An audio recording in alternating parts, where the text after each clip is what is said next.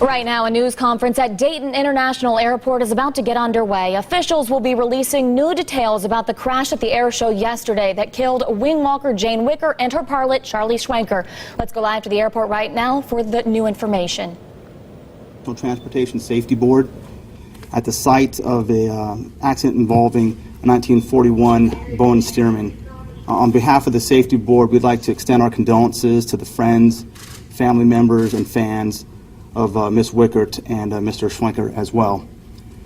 What we know at this point is that the crash occurred yesterday afternoon around 12:50. It involved the two occupants on board and the airplane itself while performing an air show maneuver here at the Dayton Airport. And where we are at in the investigative process is really in the preliminary phases of our investigation right now. We're doing all the data collection right now, so we're not going to have any kind of determinations on findings or probable cause at this point. We're just really too early into the investigation. To give you an idea of what we've done today, the Dayton Airport and the air show officials have done an outstanding job in helping me collect all the information, all the videos, all the photos of people, both professional and amateur, that were filming the performance. And I would still encourage those individuals that may have access to photos and videos, if you haven't come forward with a copy, we'd please like that. It will help us reconstruct the accident in more dimensions than just the one that you can get off of photo or video. For my investigation, the three portions that we're going to cover is going to be man, machine, and environment. And as we go through each one of those portions, we're going to start ruling out what didn't cause the accident and hopefully arrive at a probable cause. When we talk about investigating the man portion of the accident, we're going to take a look at the pilot's flight history, training, and medical issues that may have contributed to the accident itself. For the machine, we'll take a look at the airframe. We've only just gotten to the very beginnings of taking a look at the airframe, but we're nowhere near complete at this time. So we'll have to go through not only what did we find on the accident site, but also its maintenance history. So we're still looking at those portions as well. And for the environment, we have a kind of a two-tier environment here. We have both the weather that was prevailing that day, whether it was the winds, whether it was the temperature. We'll take a look at the weather that was prevailing, and then we'll also take a look at the environment that he was operating in. Was he within the safety constraints? Did the maneuver, was it entered properly, and was it executed properly? So we'll take a look at all those aspects of the investigation to kind of go through those 3 points to arrive at a probable cause. So what we're going to find right now is that I'll have about another day or 2 days here on scene, and then towards the end of this week, the NTSB will release a preliminary report on our website at www.ntsb.gov. And from there, that's going to be just a basic report stating the basic facts of the case and just some information to let you know that the NTSB is investigating this plane crash. You wouldn't be finding a factual report being published from anywhere up to about 6 months to a year is what it takes us to complete one of these investigations. So the factual report would be the major report that's coming out. So we're still looking at about maybe 6 months to a year to get that completed. After that's issued, then we'll also issue a probable cause several weeks after that, and that will state our proposed cause for the accident. So at this time, I'd like to open up to questions. So what is your background in crash investigation?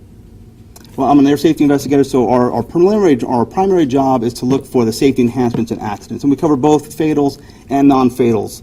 So I've been with the board now for about 6 years doing various investigations on both, all types of airframes, fatal and non-fatal as well. Have you covered any accidents like this at air shows previously? No.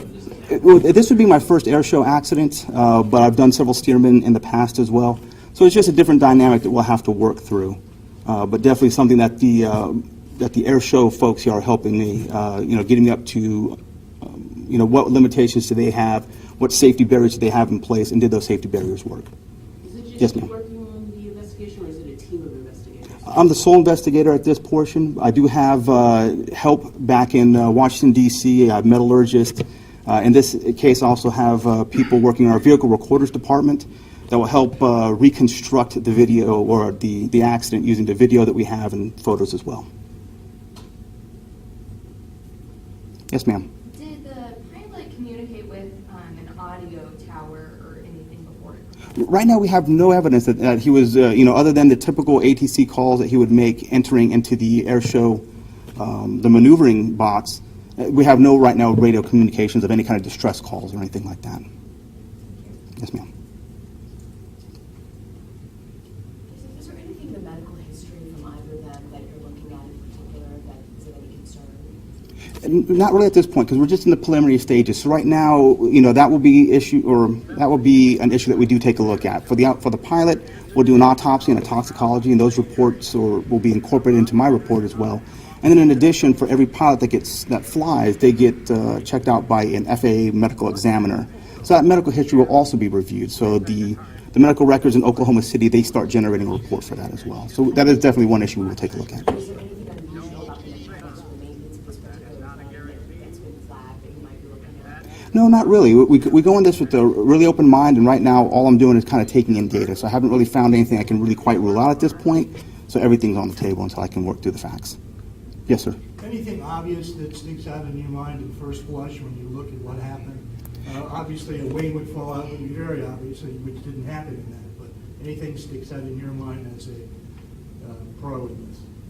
Not really. I think if you start an investigation kind of already ruling out one thing, then you start to maybe not look towards that section. So I like to go into this investigation completely clean and say, okay, what are all the facts that we have at this point? At this point we do have video that's kind of showing us that yes, all the pieces are there. So perhaps we can rule out, certain things, but right now we're not quite ready to say, what was or didn't, or what did and did not happen. Where are remnants of the plane right now? It's in a secured hangar on this facility, on the airport proper. And that's where it will remain? Yes, yes. Going back to the video, did you see any video with what looked like a ball of fire kind of on the wing? And, how close did you look? I have not. My opportunity to actually review photos and videos at this point have been very limited. I've been trying to catch up and do, witness statements and just kind of get the perishable information that we can get at this point. And the video will be reviewed by our experts in D.C. as well. Yes, ma'am. All right, you just heard from officials investigating the crash at yesterday's air show that killed wing walker Jane Wicker and her pilot Charlie Schwanker. Now, to recap, the NTSB is still in its preliminary phases, complimenting airport officials in helping them with the process, collecting witness statements and video. They say they're going to take a look at the man, machine, and environment and rule out what didn't cause the accident. They'll then look at factors influencing the pilot and the plane and the conditions in which they were flying. The preliminary report will be available in the next few days. The complete report, though, they're saying not going to be ready for 6 months to a year. Of course, stay with 2 News, and we'll continue to bring complete coverage of any new developments, both on air and online at WDTN.com.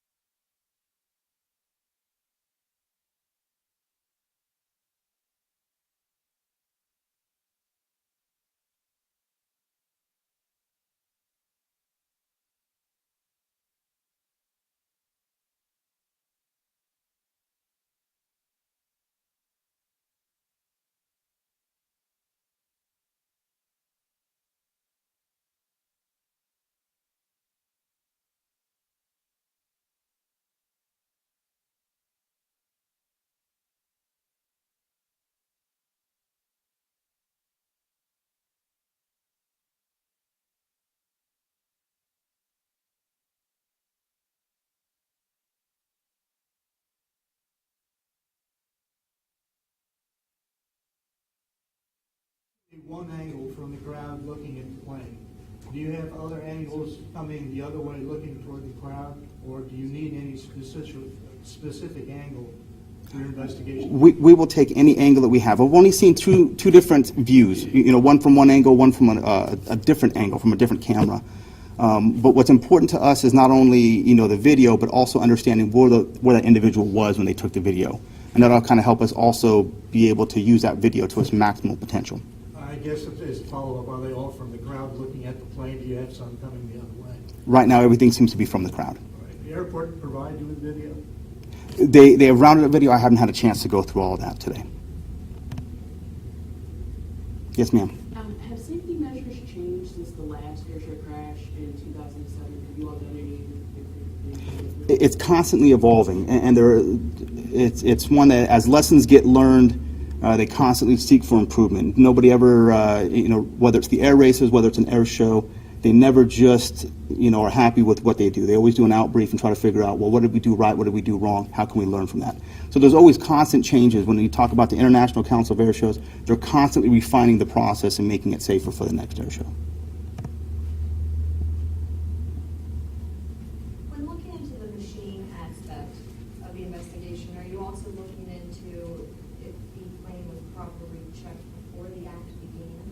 Absolutely.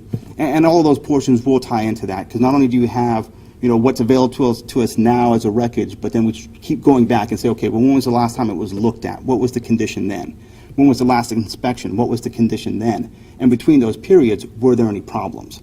And that's stuff that we're also rooting down to, is that was there any precursors to the accident that could have contributed to this?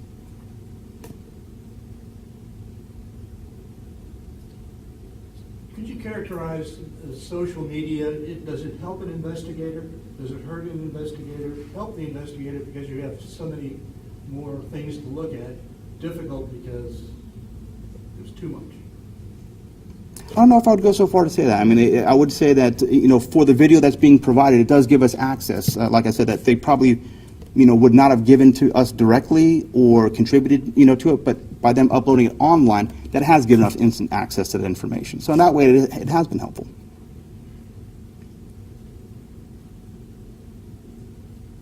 All right, if there's no other questions? One more question. Sir. Normally in a situation like this, there's full coverage of the accident plane. Do you plan on providing that at any time soon? I'm sorry. A pool camera going in to photograph what you have in the hangar? Not at this time. Okay. Not at this time. Just how do you spell your last name? It's Aguilera. You bet. How do you pronounce that? Aguilera. All right. Thank you for your time, everybody.